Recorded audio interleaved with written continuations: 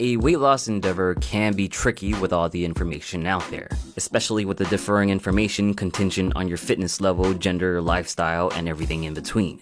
But there are a handful of fundamentals that, regardless of one's background, should be addressed. In this video, we're going to look at 3 fundamental weight loss tips that everyone can and should apply to their weight loss goals.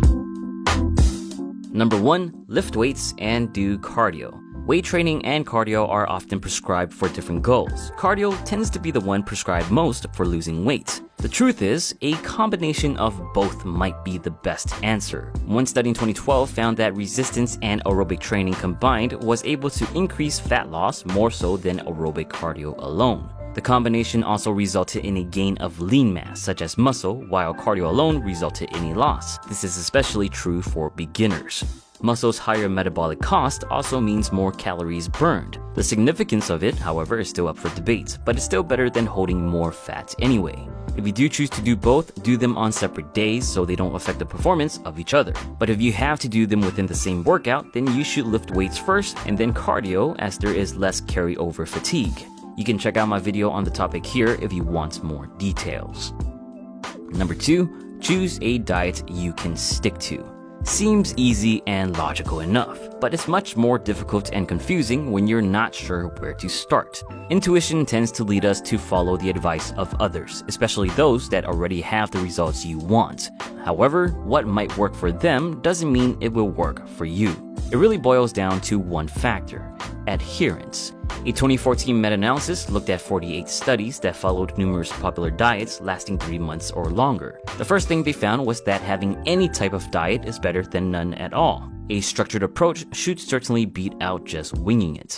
They also found that restrictive low-carb or low-fat diets were associated with the greatest weight loss, but not significantly different to every other calorie-reduced diet as long as the diets were maintained.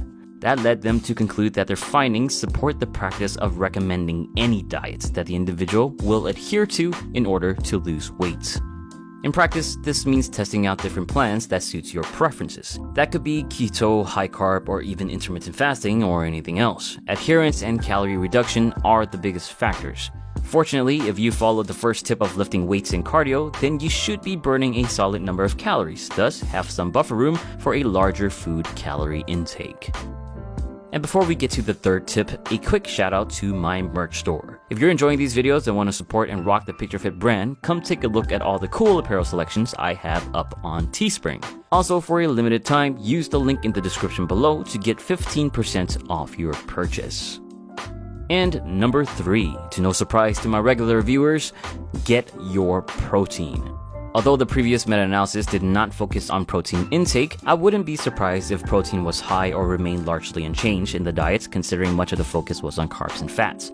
Regardless, the benefits of protein during weight loss has been well documented. 2 benefits being protein's increased effects on satiation, making you feel full quicker, and satiety, making you feel full longer compared to the other 2 macronutrients, carbs and fat.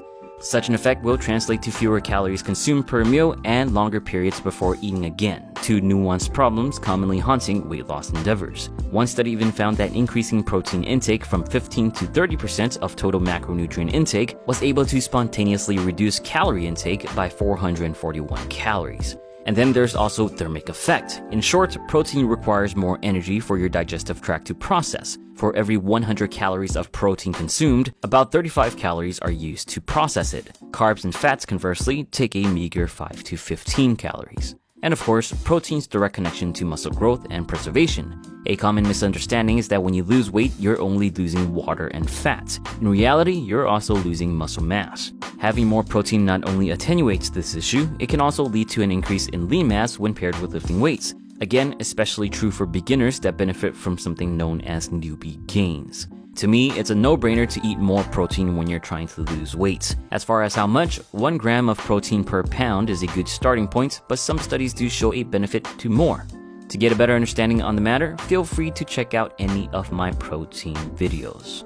Or frankly, check out any of my videos if you simply want more good old fitness information. Share some tips you might have that can benefit everyone in the comments below. Again, feel free to check out my merch store to get some dope picture fit apparel, and for a limited time, use the first link in the description to get 15% off your order. As always, thank you for watching and get your protein.